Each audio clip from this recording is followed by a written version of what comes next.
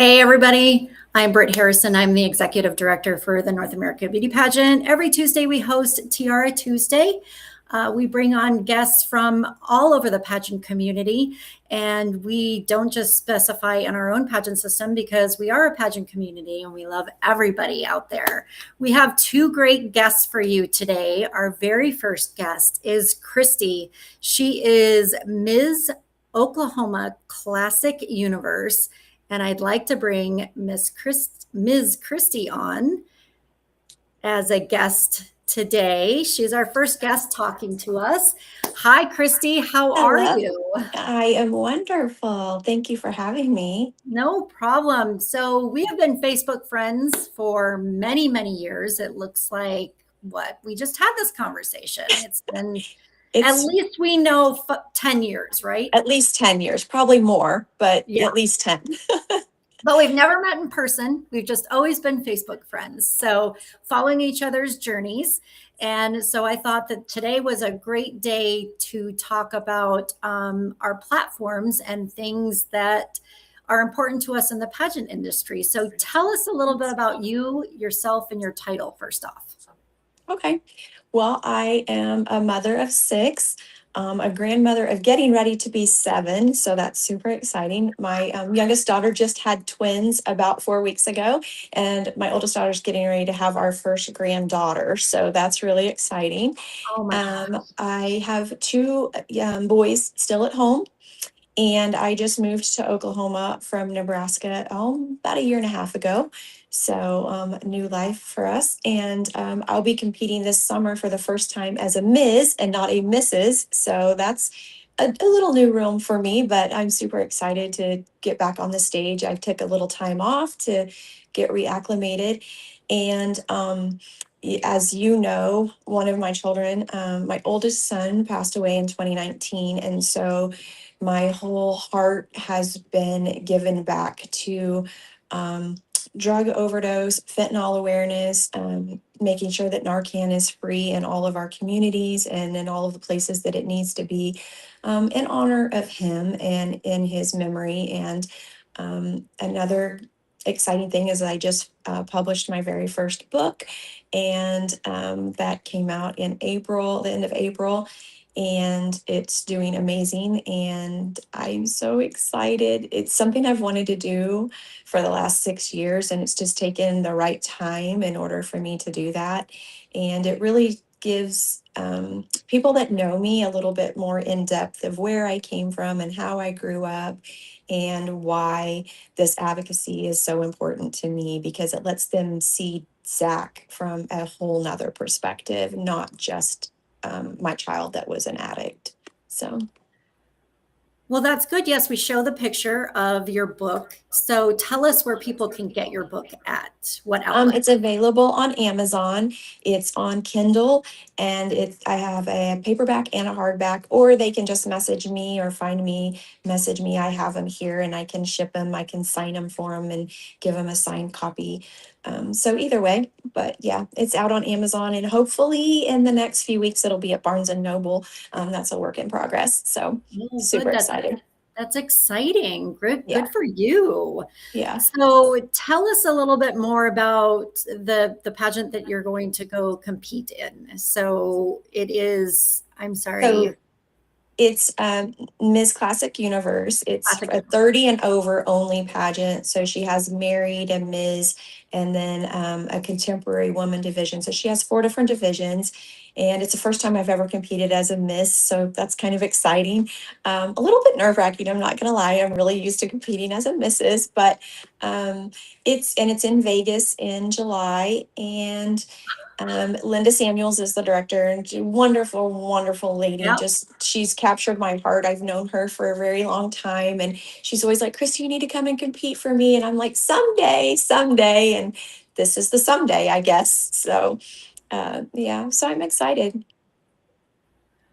Oh, well, I know Linda Samuels, so I've well, I don't know her in person. Again, another person where we follow each other on Facebook. I've known her for known of her for many, many years. So She yeah. is a wealth of knowledge. I mean, she's been a director. This is her 30-year anniversary year as a director. So she's been around the pageant world for Yeah. so long. And she's truly been a blessing in my life. Just a great dear friend and somebody who I really love and admire and look up to. And so I'm excited I judged for her last year and I got to see how she does things firsthand. And after I was done, I was like, I know this is weird, but I really want to come and compete for you next year. She was like, of course. So here I am. there you there you go. So I do know a little bit about you, obviously, from being friends on Facebook. So tell me, how difficult is it for you being a pageant director as well as competing at the same time?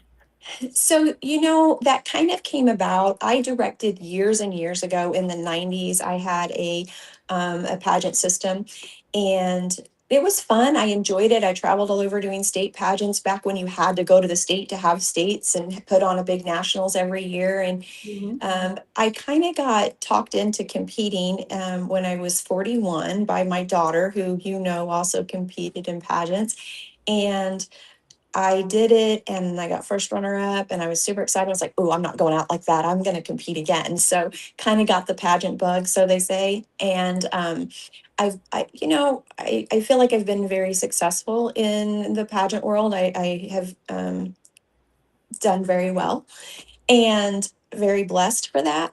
But then a mutual friend of ours was like, you know what, you need to go back into directing, and has helped me and guided me back into that world. And honestly, I just feel like it's very free flowing. I have made a lot of friends that have also competed in my pageant system, but also I've sent internationally to compete at other pageants. And it's just kind of come full circle. And I think just in the pageant community itself, I'm not trying to toot my own horn, but I think there's a lot of people that have looked up to me for being able to be on both sides of that coin, not just a director, but also as a competitor.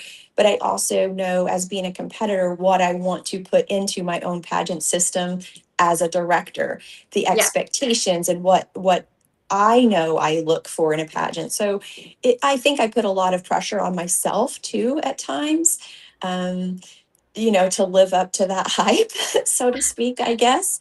But it's really, I think it's really been free flowing for me. I don't really find a conflict or anything that's too hard, that's not manageable.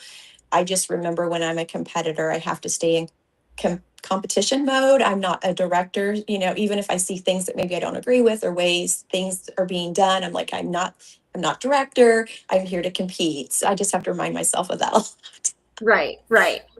Where do you get the most nerves, the nerve wracking, as a competitor or as a director? As a director, for sure.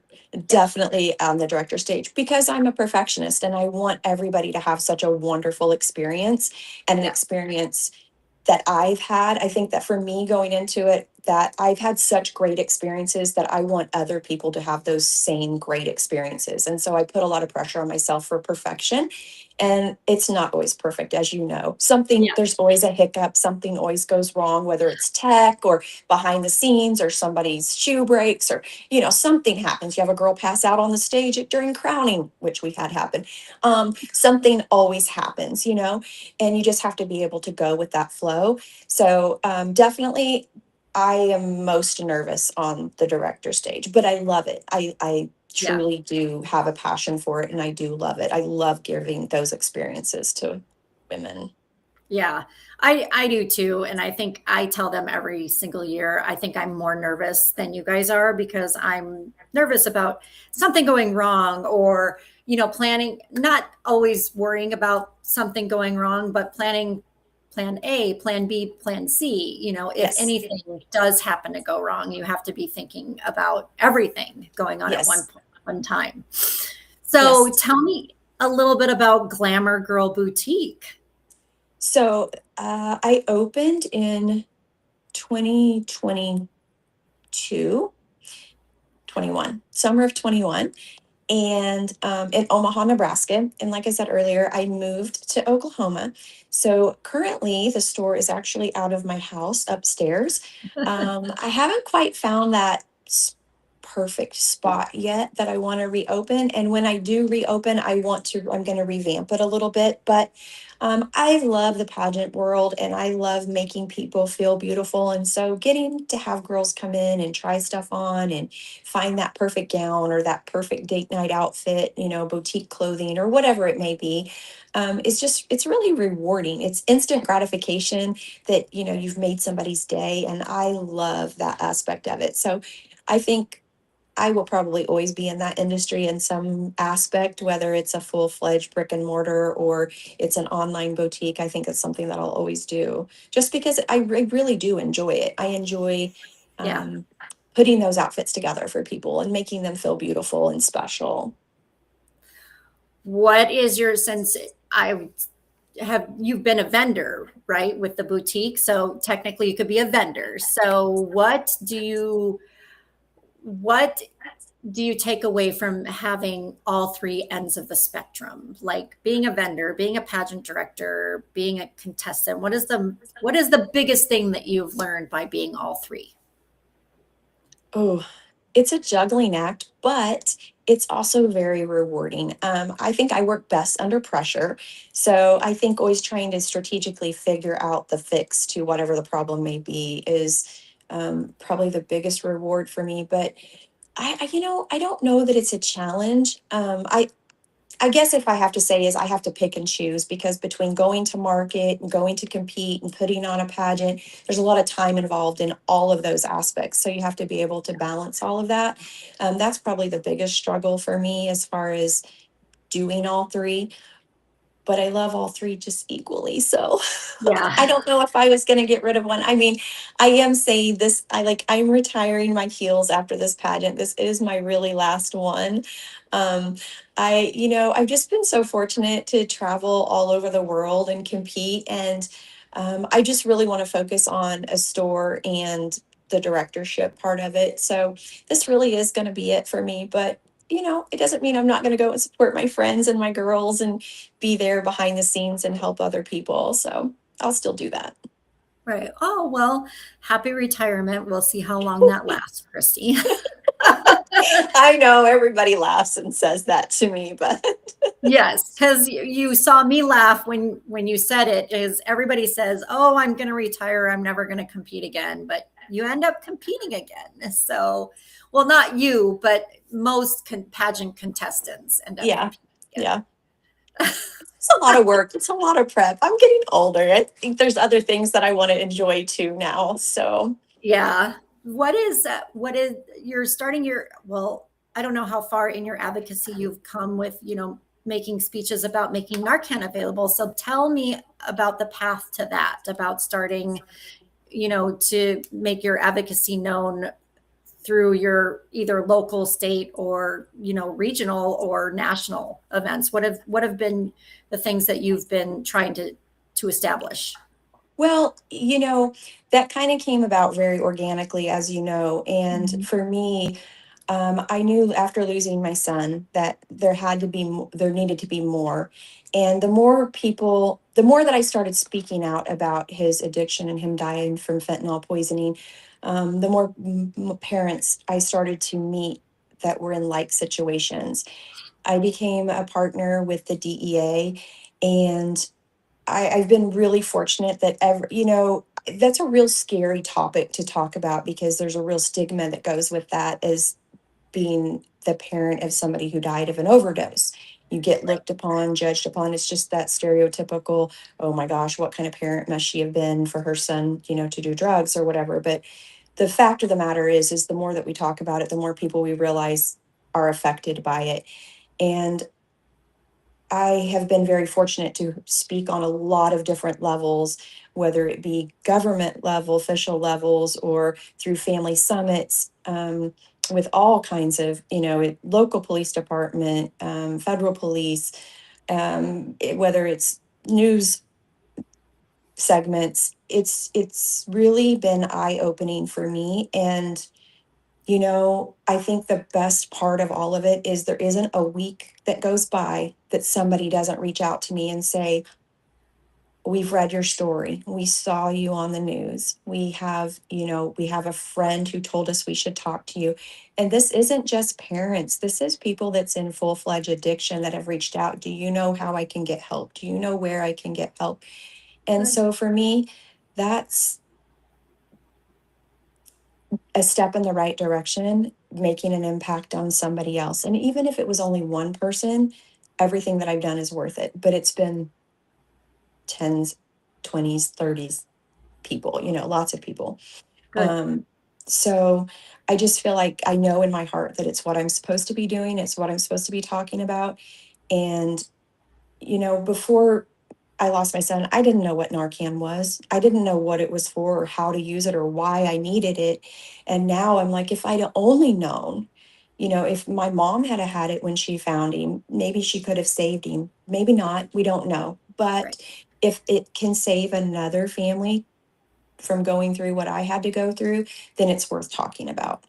Yes. And that has been a very, very big thing for me is, I have all kinds of people now. They're like, we carry it in our car. We have it in our family go bag. Like it's with us because maybe their family won't need it, but they may come across somebody that does. Mhm. And I think that's why it's really super important for people to understand what it is and how to use it and why they need it. And I did a news segment on it. And, Narcan's free in almost every state, but Mhm. it's behind the counter at Walmart, at CVS, at Walgreens, and you have to ask for it. People aren't typically going to ask for it because of the stigma that comes with it as to why they have to use it. And Mhm. so that has been my campaign is that it needs to be free, and I have a wonderful friend who I admire and adore in Iowa, and she's setting up free Narcan boxes across every community or every county in Iowa, and she's like at 19 boxes right now, and she keeps it full of Narcan, and anybody can go and get it.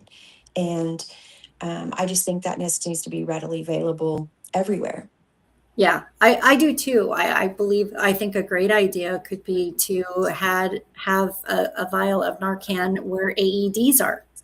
Yes. So that's I think that's becoming standard in first responders is to administer Narcan if they can't really determine quickly and easily determine what is wrong with that person and why they're passed out. Yeah, and I think locally, almost all law officials, firefighters, EMTs carry at least 2 to 4 doses of Narcan Mhm. on them because it usually takes more than one if it's an actual overdose. So, and it's not only that, the law enforcement are running into people or substances that are laced with fentanyl. And if they touch it or inhale it, they are being the Yes. ones needing Narcan. And that's happening very readily, I mean, a lot as well. So, Yeah, I've heard several stories of. I have lots of friends who are in the law enforcement community, and I've heard lots of stories, like accidental overdoses. So yeah, yes. it's pretty common. Yeah. So let's go on to another subject. So I sent you a couple of questions that I told you I was going to ask. So I obviously we've answered a couple of them, but I'd like to ask this one. What is one piece of advice you would give to women chasing their dreams right now? I think the one piece of advice that I could give is to go for it, first of all, whatever it is. And the second thing is to enjoy the journey. I think a lot of people, whether it's pageant related or something else, forget to enjoy the moment that they're given, whatever it is that they're doing. If it's trying out for a sporting event or, competing in that baseball or softball or whatever. I think just to enjoy the journey because the journey is what you look back on and you're like, oh, you can't get that back. So, I know a lot of girls go into pageant and they're so in pageant mode that they forget to enjoy the process that got them there and the process while they're there. So they have those memories to look back on. Yeah, you're there to compete and you've got that competitive edge, and that's wonderful, but don't forget the journey. There's a lot of really great things to come from that journey. My very best friend in the whole entire world, I met through pageantry, and I would have never met, if I was snobby or didn't take the time to get to know her at that event. And I think that's something that we really need to teach the younger girls that are growing up in this pageant world, that, you know, it's about the journey that gets you there. Not everybody wins, not everybody gets the crown, but you definitely have something to take away from the experience if you stop and enjoy it. Right. And you've told people that. What would you tell your younger self if you could? What would be the first thing that you listened to? I think I would tell myself to not let fear be my obstacle.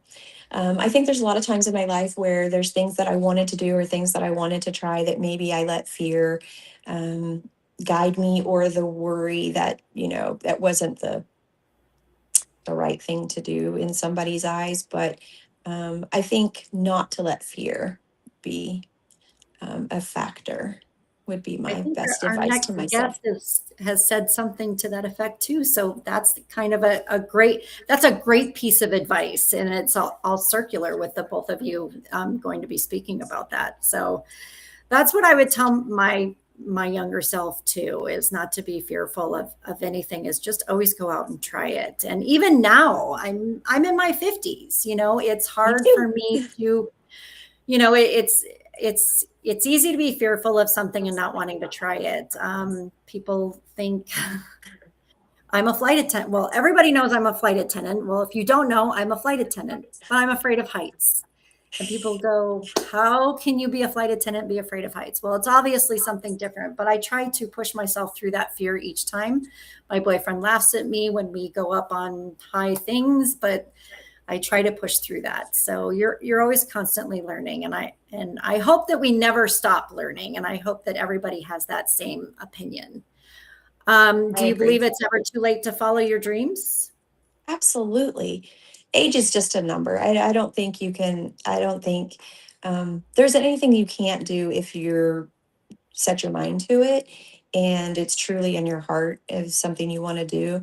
I think dreams are there to push us to be better and do better. And if you don't have dreams, I feel like you're just kind of in this constant valley.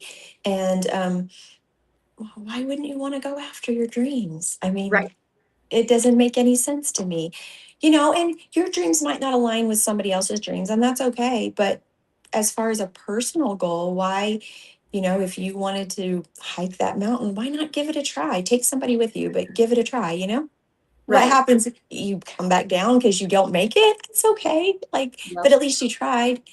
So, Right. yeah, I mean, yeah, Yeah, you always have to keep trying and reaching for the stars. I mean, how else are we going to constantly be improving? So, exactly. Kristi, I appreciate you coming on and us finally talking person to person for the first time ever, if nobody has got that information. But once again, I want to plug your book. It's called Beyond the Crown, and it is on Audible, right? Yes, it's on Kindle and And Amazon. okay, Kindle and Amazon, and soon to be Barnes and Noble. So Yes. everybody go out and grab that book. It's called Beyond the Crown again. And if you want to get information more on her speaking engagements and her platform, you can contact her on Facebook. So, Yes, and you're on Instagram too as well. I am. Okay. Yes. So I will tag her in the caption, but obviously you'll be able to see, you're seeing this on all of our platforms, but you can just grab her name and you'll be able to search her up on Facebook and Instagram. Thank you so much, Kristi. I appreciate you chit-chatting with me. Thank you, Britt. Hi. Bye bye. All right, everybody. That was Kristi. She has a great platform and something obviously she passionately believes in. And I'm glad that she got a chance to talk to us today with all of her speaking engagements and, of course, about her book that she just published. Our next guest we have coming up is Sandra Corrigan, and she is coming right up on this next scene. Hi, Sandy. How are you? I'm terrific. How about you? Good. And so Kristi kind of tied you in with talking about fear and moving forward and, you know, always learning something. So Tell us a little bit about yourself. Give myself and the audience a little bit more insight as to who you are, Sandy. Well, I am a wife of 24 years. We just celebrated our 24th wedding anniversary. I have a terrific husband, and we have a blended family of 4 daughters. We have 1 granddaughter, 3 grandsons, a great grandson, and a great grandbaby on the way. So our family is growing. I live south of Denver in Elizabeth, Colorado, on a ranch. At 60 years old, my dream finally came true of having my horses on my ranch. Oh, And so when you talked about dreams, it is never too late to pursue the things that you've always wanted to do. And I think what happens is we often just give up and we're right there. If we just go a little farther, we're right there. And so on my ranch, my husband and I do what we call equine assisted coaching or learning. We're not therapists, but we do things very similar to people that work with horses and people. Uh, I coach small business owners. I've done coaching for years because I love helping people. People ask me what kind of coach I am, and they say, "Are you a life coach or a business coach?" And I say, "Well, you only have one life, and business is part of it." So yeah. I'm a life coach that focuses a lot on business as well. I turned 70 in December. Wow. And I'm very proud of the fact that at this age, I'm still healthy and out there and vibrant and speaking and writing and obviously doing pageants and singing and dancing and acting again. So I love my life. It is not without, struggle, but I just love the fact that at any age we can just decide to throw off the rules and the barriers and the things we allow other people to tell us we can be or not be and decide for ourselves what our life's going to be like. Right. So Sandy and I have not known each other for very long. We're Facebook friends. And what inspired me to ask her to come on is a post that Sandy made after she competed at her state pageant. So this is a 6-minute intermission that Sandy and I are going to take, but everybody's going to hear what she has recorded. So here it is. After the pageant is over. Last weekend, I stepped onto the stage as a contestant in the Ms. Colorado Senior America pageant. To the stage as a contestant in the Ms. Colorado Senior America pageant. My interview felt strong. My heart was steady. Now it was time to sing, to share my philosophy of life, to walk with elegance in my evening gown. And I felt good about it. Really good. What is going on here? I felt like I did really well in my talent. I felt confident in my philosophy of life. And in my evening gown, I felt poised, elegant, and completely myself. This was the moment I had worked for, and then it was over. Second runner-up, not me. First runner-up, again, not my name. And now the winner, the queen. That long pause, the one that stretches your hope to its limit. And then they called the name. It was not mine.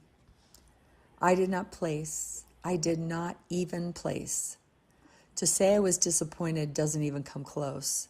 I smiled. I congratulated the winners. I held it together, barely. Inside, all I wanted was to leave. But there were people who came to support me, people I love. So I stayed, I hugged, I thanked them, I took pictures, and then we went to dinner. Not to celebrate, but because plans had already been made. And me? I showed up, sat at the table, made conversation when I could, while carrying a weight I couldn't put down. On the drive home, I thought the tears would finally come, but they didn't. Just silence and questions. Where did I miss it? What could I have done differently? We never see the scorecards. We don't hear the feedback, and I believe deeply that feedback is the breakfast of champions. It's how we grow. So I replayed everything, every word, every step, every moment. Sleep did not come easily that night. Sunday morning, I didn't want to get out of bed. And if you know me, you know that's not like me. When I finally came downstairs, Tom wrapped me in a hug. "How can I support you?" he said. "I have no clue," I said, and I didn't. Because this kind of disappointment doesn't have a quick fix. Sunday felt heavy. Monday felt even heavier. And somewhere in the middle of all that, something shifted. I stopped asking where I blew it, and I started asking something deeper. Why did I choose to do this in the first place? Not for a crown, not for a title, not even for the recognition.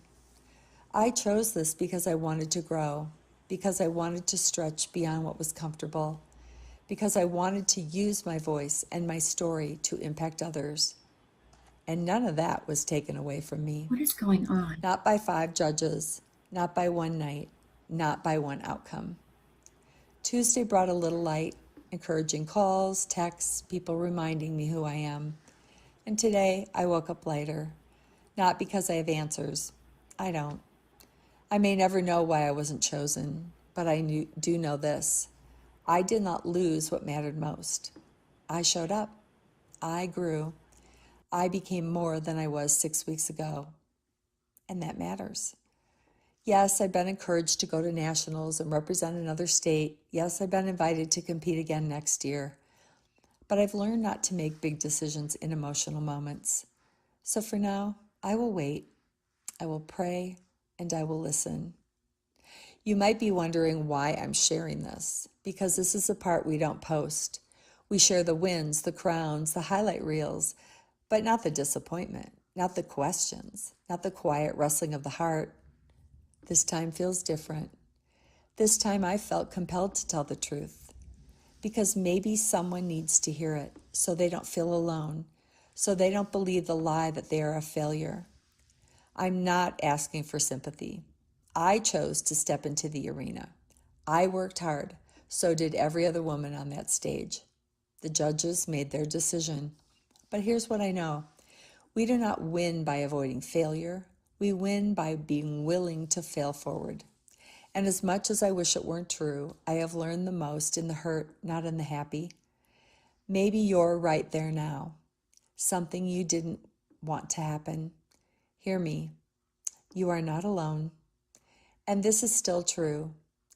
You will never achieve great things unless you are willing to try, to step into the arena, to risk, to fall face first in the mud and the mess of it all, and then to get back up, brush yourself off, release the shame, silence the self-criticism, and rise again stronger, wise, more beautiful than before.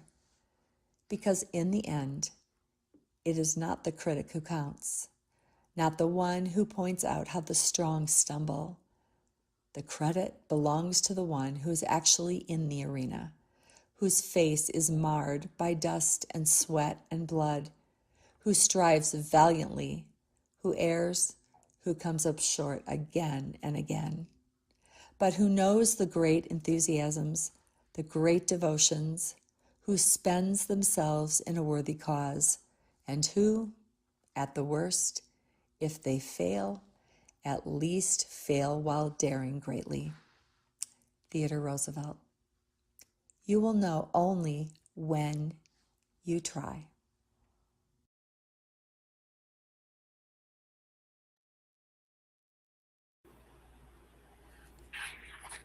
So it was a great post. As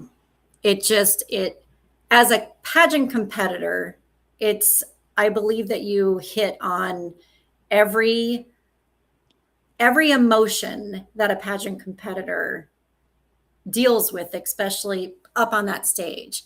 Hearing those names and it not being yours, and still having to be out there and still having to put that big, brave smile on your face. Tell us a little bit more in detail about what did you take away from that experience? I know you did touch on it in the recording and the voiceover, but I'd like to hear it, straight organically from you. Well, I want to back up a little bit. So I competed in this pageant, the Ms. Colorado Senior America pageant, which is part of the Ms. Senior America system. But the year before, I competed in the Mrs. Colorado pageant, which is part of the Mrs. America system. Mhm. And so my husband and I each have two daughters. My oldest daughter, who's the mother of my three adorable grandboys, who are 12, 9, and 6, has been very, very sick with chronic Lyme disease. And we have been the caretaker many, many, many, many days for her and the three boys. Her husband divorced her a year and a half ago. And so she's been a single mom, very, very ill with three boys. And the summer that they were pretty much living with us was hard. If you've ever been a caretaker, either for a child or a family member, there's not a lot of resources for caretakers. There's resources for people who are ill. I'm not saying there's enough, but there's just very little for caretakers. And so I was literally on Facebook one day and not in a great place. Like I was struggling with how am I going to make my way through this and hold on to my own peace and my own joy and the things that I want to do. And I saw my girlfriend and her daughter competing in pageants. And something inside of me just said, I'm going to do that. Now, I'll back up way, way, way. Out of high school, I competed in the Miss America preliminary system twice. Did well. I never won, but I placed both times. Won some money for college, which was my motivation to do that. So I hadn't competed in that kind of experience for a long time, but I've been a professional singer and an actress for 35 or 40 years. So I was comfortable on the stage. But there was something about the post that she did that just spoke to my soul as something that would be fun. I had lost 85 pounds. I wanted a new fitness goal. There were just some things in that I thought this is a whole package of something I could do that would check all the boxes, things that, are some of my goals. So I decided to do that. In fact, I had thought about competing many years, 15 years before in the same system and never did because life, just there was too much life. Yeah. And so I decided I called the director who I knew. And then I told my husband, which I don't usually do it in that order. But I was just so convinced. And in fact, when I sat down with him, I said, I don't want your permission. I want your support. Like, I need to do this. And I really thought that I was doing this more for a fitness goal and more for something that would be fun to distract me from all this heaviness that my life, that life was about. And I got involved, and that particular system is interview in evening gown and swimsuit. So at 69 years old, I had to be brave enough to walk across the stage. I should have sent you that picture in a swimsuit because I looked okay for my age. And I placed top 12 in that system, and I was 35 years older than the next woman. And so there was something about that experience that inspired me even to continue to want to inspire other women to say, stop comparing yourself at the age you are with the age these people are. Just how can you be the best you can be? Like, how can you, in a healthy way, focus on yourself and the things that are important to you? So I was going to compete in that pageant again because I loved it. It's a wonderful experience. The women in Colorado are great. Love Emily, the director. And a girlfriend invited me to lunch, and I met the reigning queen of the Miss Colorado Senior America pageant, and then I met the director. And I decided to change my direction. And one of the reasons is because I was a professional singer for a lot of years, and in the Ms. Senior America system, there's talent. So I gave up swimsuit for talent. Woohoo. And I'd wanted to start singing again. And so I entered that pageant. I loved the fact that they had 6 weeks of rehearsal all together leading up to the pageant. So we developed nice. community, and camaraderie. And so, a lot of times that doesn't happen in a pageant because you don't want anybody to see your talent or anybody to see your evening gown or anybody to see your interview. But there's a very different feeling about this system that says, we're competing against ourselves, not really one another. And Right. So it's been a wonderful community. And, like my post said, I mean, it was funny because we were all scratching our heads, my friends, my family, former winners, even some of the staff were like, I don't get it, Sandy. You were in my, certainly my top three, if not my winner.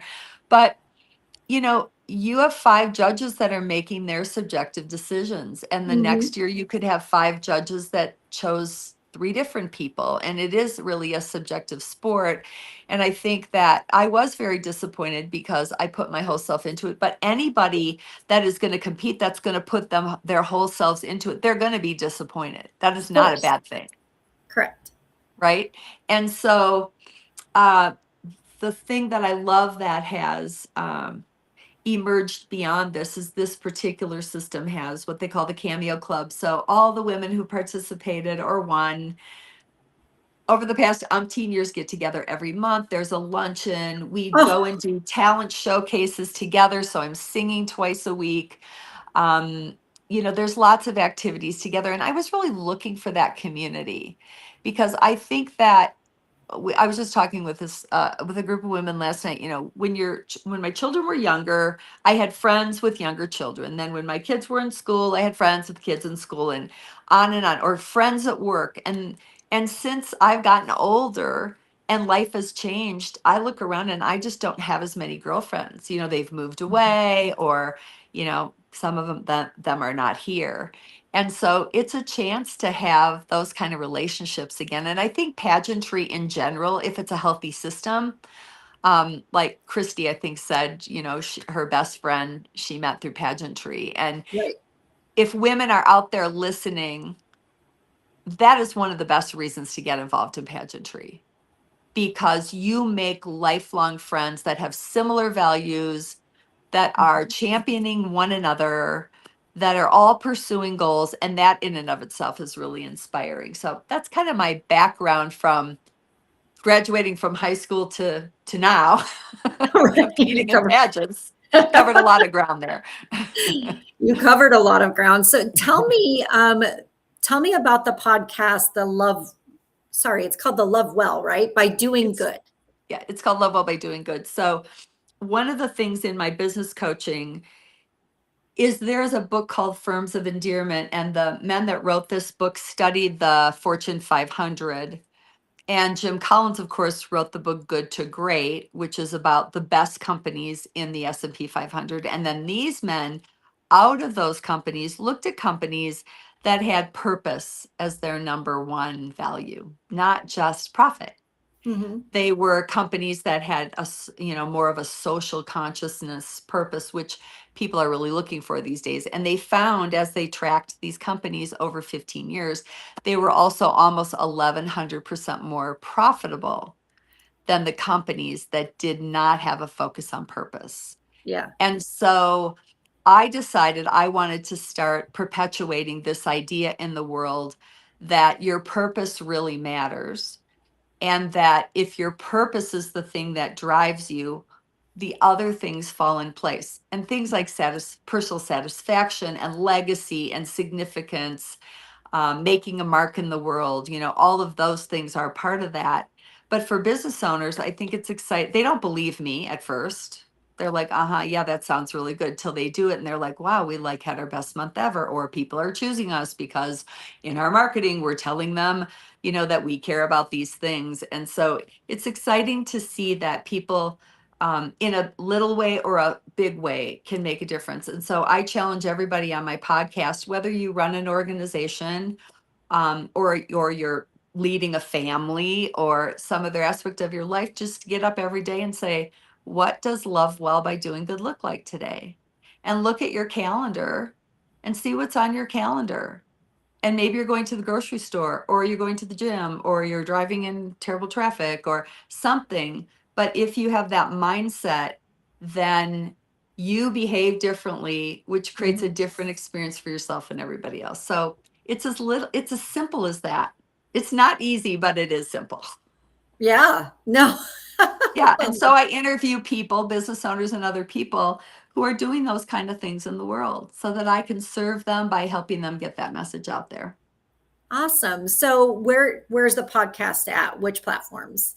Well, it's on YouTube, but Okay.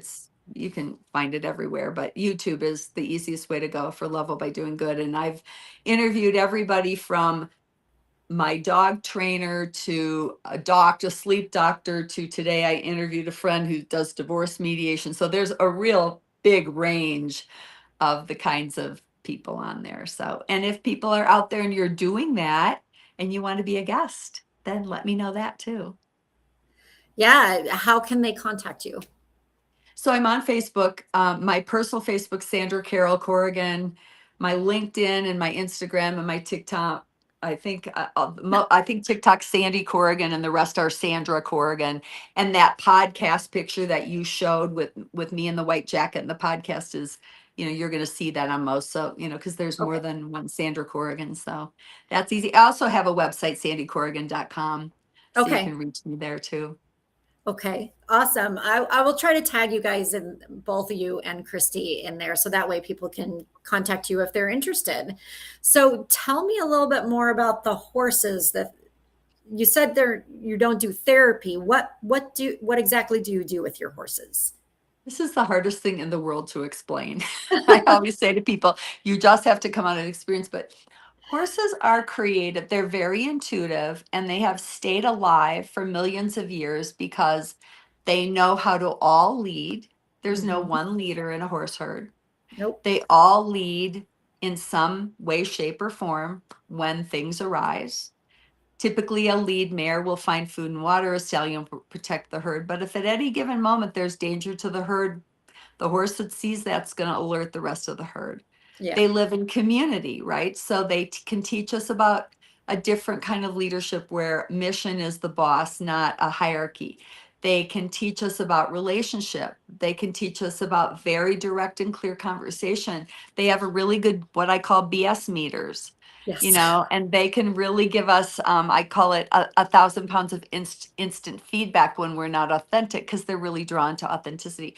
So we'll Mhm. bring, like, for example, we had 35 mental health workers, psychiatrists, therapists, staff, owners of the business come out and have a day of an experience with the horses where we set up all kinds of different experiences, obstacles, and experiences for them so that they could become more aware of who they are, how they operate, how they're feeling, what their perspectives are, what their judgments are, um, what kind of leadership capabilities they have, what kind of leadership capabilities they're not seeing in other people, how they can operate as a team differently.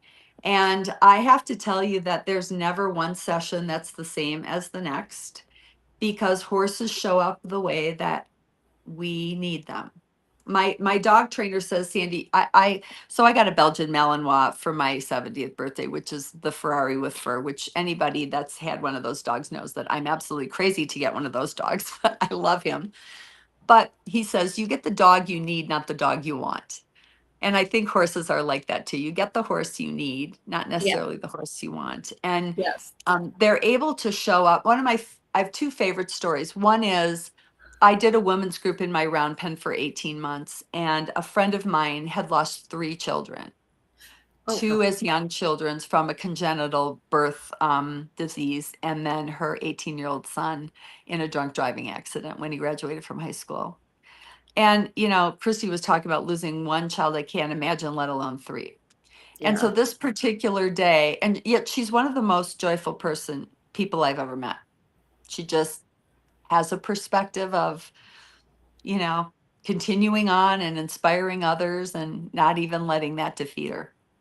It's a very spiritual place. And Mhm. that day I felt like she was to tell her story, that it would be very encouraging and inspiring to others. And as she told the story, my horse Grace walked up behind her. We're all sitting in a circle. And Grace just rested the bottom of her chin on the top of Debbie's head Oh. for 45 minutes. Oh my That gosh. horse just supported her. We're all in tears. Kind of Debbie's laughing and crying, like, what's this horse doing? I'm like, Debbie, the metaphor is Grace is resting on your head. I'm like, and people will say, well, how do you teach them to do that? Well, you can't teach them to do that. No. God has created these animals in a way that speak to us very differently. My other favorite story is my husband was working with a man who had stage 4 cancer, really, really sick, and came out, and he was doing some leading with Grace, and she was going along. But as soon as this man would come out of his heart and like get into his BS in his head, she would just dig her feet in. Like she was like, I'm not going anywhere. And he'd push her and shove her and elbow her. And, you know, you can't move 1,000 pounds like that, No. but he was going to try. And so then, you know, he would get more honest and she would go with him. And every time he got into this kind of posturing and arrogance, she would just stop. And he Mhm. finally got really angry. And my husband said, what's going on? And he said, well, she's just like every other woman in my life. She won't do what I tell her. And all of a sudden he paused to hear what he was saying. What you just said. And he started crying. And he said, I don't want to die with those kind of relationships with the women in my life. And so that Wow. little 20-minute horse experience helped this man become aware of the resentment and some of the things he was holding inside. And he was able to reconcile with his sister and some of the other people in his life. He died not very long later. But Huh. that horse facilitated this man becoming more awake and aware for himself. And that's what they do. Yeah, that's it. That's exactly what they do because they can really feel. I used to raise horses when I was younger because I'm from Las Vegas, and I was over with my boyfriend's sister who has 2 horses, and I wasn't really sure of the horse because I hadn't been on one in a really long time, and I know the gist of everything. But I know that I showed weakness, and I know that I showed, the horse not being able to trust me, and the horse just went right back to the stall and was like, nope, I'm not doing this today. Cause they feed into you and your insecurities and your Mhm. emotions. So yeah, I do totally agree with Yeah. you on that I mean, aspect with your opinion of a horses. horse trainer that has passed away that I really respect, Larry Whitesell. I have gaited horses, and so he was the person who is incredible with training gaited horses. And he would also say, you know, a horse will save its life before it saves you, because that's Yes. what's kept them alive for so long, Yeah. is that ability to be able to, you know, become resilient and save their lives. And you're right, they will not ever do anything intentionally to harm you ever. A horse will either buck you off, run away, kick you, bite you for only 2 reasons: fear or pain. Yes. And Mhm. so as we create those trusted atmospheres and environments, they step into a relationship with us that is often very different than we've ever seen. And we don't put people on our horses. This is all done on the ground, because there's a Oh. really different relationship like this than Mhm. if I were sitting on top of your back. Right. Oh yeah, that's a completely different, Yeah. relationship. So I have to ask this question because it ties you and Christine together. What is the one piece of advice you would give to women chasing their dreams right now? I'm pausing because I want to give women maybe a different answer than they're used to. And, you know, that is often like, go for it. And all that's good. But I think the one thing I would say is, besides going for it, besides deciding to do it, get people in your corner. Mhm. Get a couple people who really believe in you, so that when you're doing those things and you're in doubt, you can go back and say, help me remember why I'm doing this again. Like I'll say to my husband, tell me who I am again. Like today, will you just tell me who I am again? Because it's easy to get lost in the disappointment or the comparison or just the craziness of the world or circumstances. And so I would say, besides deciding to do it and going for it and pursuing it, get some people in your camp who'll be your cheerleaders and support you through it. That's fabulous advice. Well, Sandy, we're almost to the end of our hour, and it has been fabulous talking to you. I wish that Instagram would let us go for hours and hours on end, but it's going to cut us off in a couple of minutes. So I appreciate you coming. I appreciate you and your post that really drew me to ask you to Tiara Tuesday. And thank you for sharing your experience and going through your feelings on stage. Well, thank you. And I love that you're doing this and supporting women in this way. So I'm your cheerleader. Well, thank you so much. All right. Have a great day. You too. Two great, very great conversations that I just had with Kristi and Sandy. Fabulous guests. I hope you learned something. I hope you enjoyed our talk this week. And remember, Tiara Tuesday is on every Tuesday, 8 p.m. Eastern. Our next host will be Lena, Elite North America. So have a great week, everybody.